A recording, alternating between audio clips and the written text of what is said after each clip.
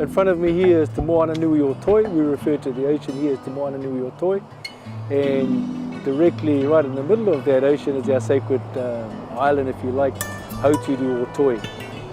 It was very special to us in the late 1800s. Our people, our tribe, it was led by our rangatira Tēnatahi Te Ririna Puhuhu and Rahu Tukiri, his wife, and their children and their associated whānau were all evicted off there by the law of the day. They were dragged off there on a boat and incarcerated onto the mainland.